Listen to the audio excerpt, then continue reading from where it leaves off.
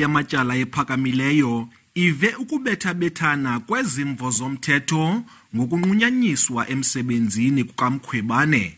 Amagqwetha kamongameli aziphikile izitsholo zokuba uRamaphosa uthathe esi sigqibo ngenxa yokuba ephandwa nguMkhwebane.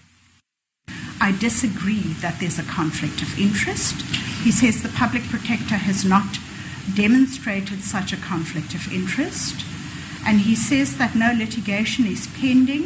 The mere existence of pending investigation does not in and of itself create a conflict of interest. Uphile uphinde waxelela lenkundla ukuba umongameli unegunya lokuthatha isigqibo sokunqumamisa uMkhwebane emsebenzini xa ephandwa yipalamente.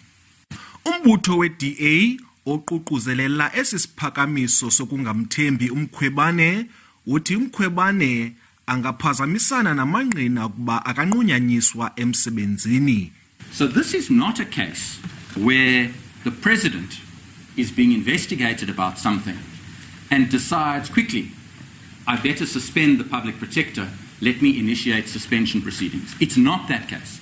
The president initiated this process more than 3 months before Phala was anywhere near the public domain, before there was any complaint or anything else.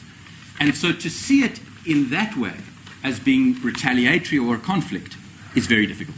Kodwa amagqwetha kaMkhwebane atshole uRamaphosa ngokuthi isizathu sokunqumamisa uMkhwebane sesokuba uphanda umongameli kwaye bafuna impendulo ezathunyelwa kuRamaphosa ngoluphando lwephala-phala. The first one is, no, we need the answers.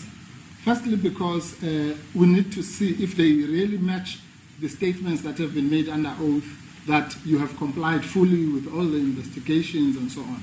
Umongameli ne-DA bafuna uMkhwebane ahlawule indleko zelityala epokothweni yakhe, kodwa umpofu uthi inkundla yomgaqo-siseko yalumkisa ngoku ngaphambili.